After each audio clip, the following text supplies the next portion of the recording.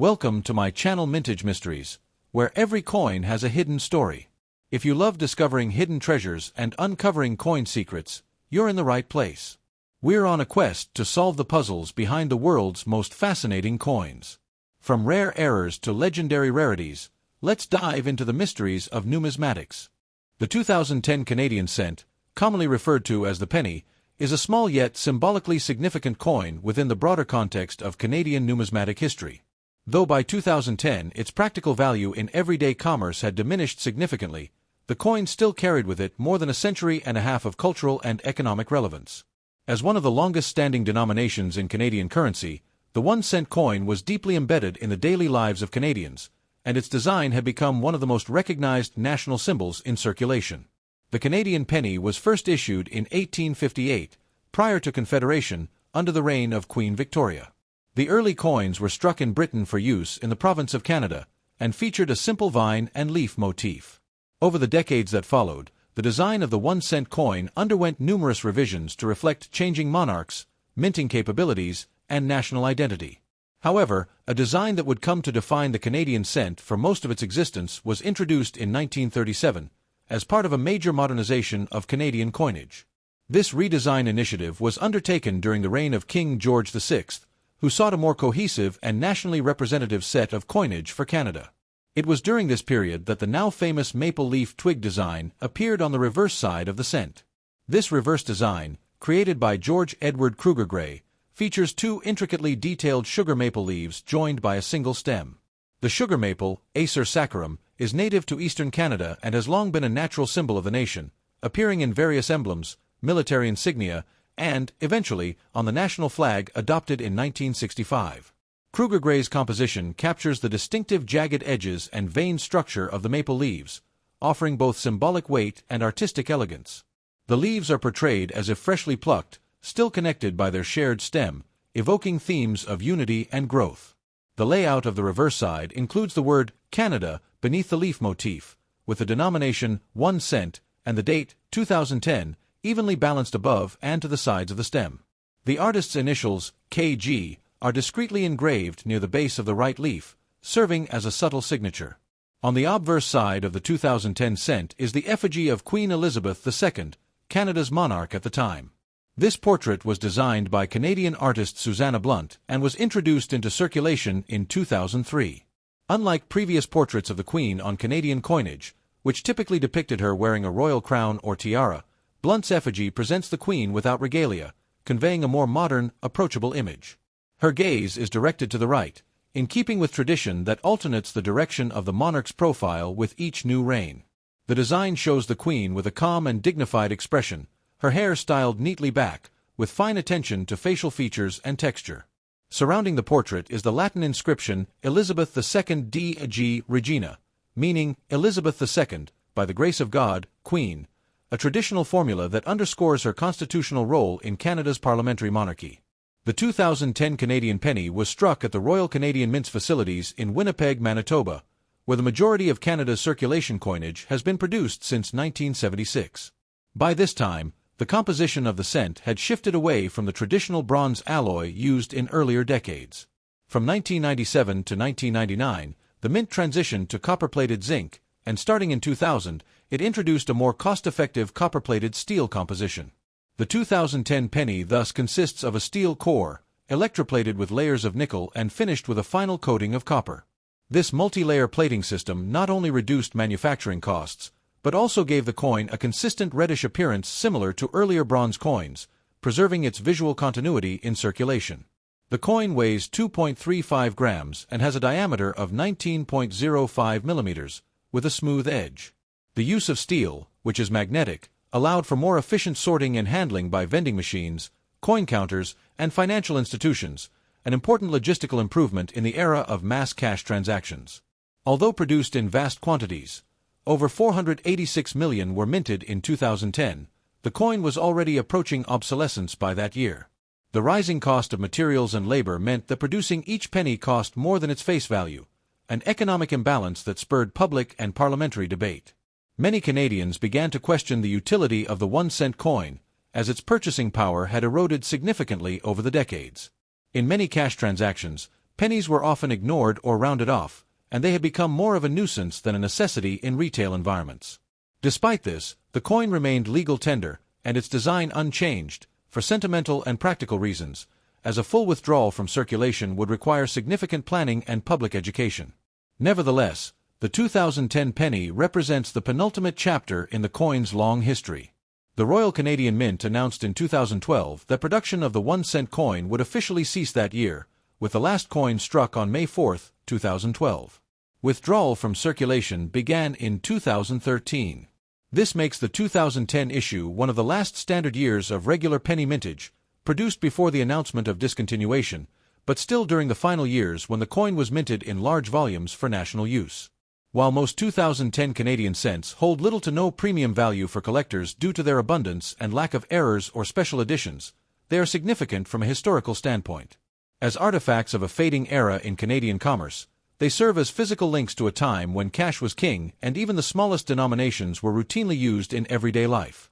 Their design, unchanged for over 7 decades, stands as a testament to the enduring symbolism of the maple leaf and to the legacy of Canadian coin artistry.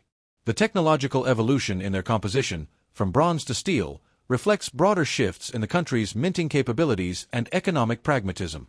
In essence, the 2010 Canadian cent encapsulates over 150 years of monetary tradition, balancing aesthetics, heritage, and utility in a coin small in size but vast in significance. It carries forward the visual language that Canadians had come to associate with national identity, even as it stood on the verge of historical conclusion. The 2010 Canadian cent, despite being a relatively modern coin and produced in large quantities, occupies a somewhat transitional position in Canadian numismatics. While most examples are extremely common and hold little to no value beyond face, there are specific conditions, minting characteristics, and collector trends that can elevate its rarity and value. Understanding the nuances of what makes certain 2010 cents more desirable than others requires a closer look at minting practices, varieties, errors, and market behavior in the years following the cent's discontinuation. In 2010, the Royal Canadian Mint struck approximately 486 million 1-cent coins for circulation.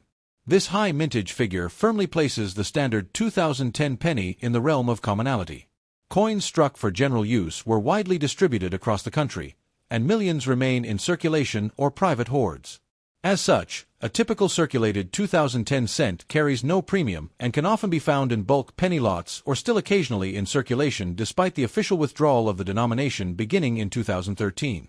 Even uncirculated examples found in rolls or mint sets are plentiful and generally only worth a few cents apiece when sold individually. However, rarity and higher value begin to emerge under specific conditions. One key factor is the coin's condition. Specimens in superb gem, uncirculated grade, particularly those that have been professionally graded and encapsulated by third-party services such as PCGS or NGC, can carry modest premiums. A 2010 cent graded MS-67 or higher, with flawless surfaces, full copper luster, and sharp detail, may attract the attention of registry collectors who are building high-grade datesets. In such cases, values can rise to several dollars, although this is largely dependent on the market and demand at any given time. Beyond grade, collectors also look for coins with notable mint errors, which can significantly increase both rarity and value. While no widely documented or catalogued major varieties exist for the 2010 Canadian cent, isolated examples of striking errors have been reported and occasionally surface in the collector market. These can include off-center strikes, double strikes, die cracks, die clashes, and planchet flaws. An off-center strike, for instance, where the coin's design is not properly aligned with the planchet, can create a crescent-shaped blank area on the coin. Depending on the severity and the amount of detail visible, such errors can fetch anywhere from $10 to over $100. Double strikes, where the coin is struck twice by the dies in slightly different positions, are also sought after and can command similar or even higher prices if dramatic and well-preserved. Die rotation errors, though less common, are also of interest to specialists. In these cases, the obverse and reverse dies are not correctly aligned, resulting in a noticeable misorientation when the coin is flipped vertically. Coins with rotations greater than 45 degrees are often considered more desirable, and if combined with other anomalies, can be particularly valuable. It should be noted that these errors are usually discovered in circulation or in unsearched rolls, as they are not released as special mint issues. Some coins may also have unique toning, especially those that have been stored under specific environmental conditions. While not officially an error or variety, aesthetically pleasing toning, such as vibrant rainbow hues or even golden iridescence, can appeal to certain collectors, especially when accompanied by high grades. Such coins may sell for significantly more than typical examples, even if their base metal composition remains unchanged. However, this type of value is subjective and heavily reliant on collector taste and timing within the marketplace.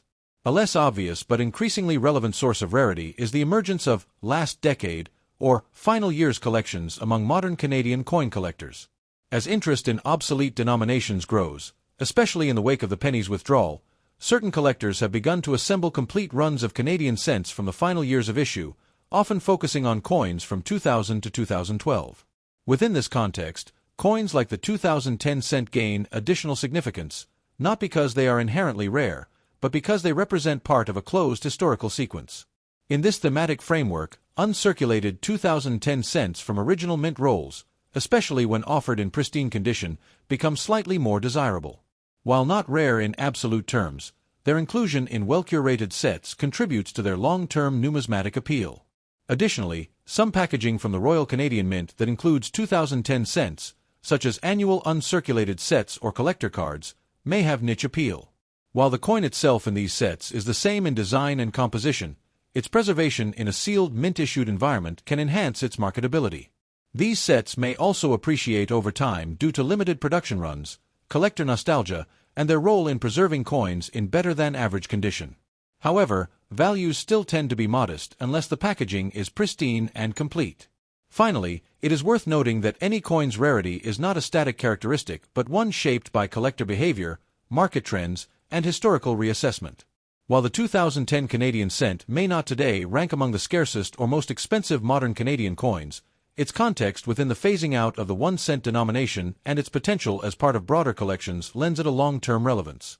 Should new varieties be discovered through detailed die studies or should error coins from this year become more widely catalogued, certain subsets of 2010 cents could gain increased rarity and value over time. For now, its value largely rests on conditional quality, presence of mint errors, and its symbolic role as part of the final years of a historic coinage series. If you enjoyed today's exploration, make sure to hit that like button, subscribe for more coin discoveries, and share this video with fellow collectors. And as always, keep searching for those hidden treasures in your change. You never know when you might stumble upon the next big mystery.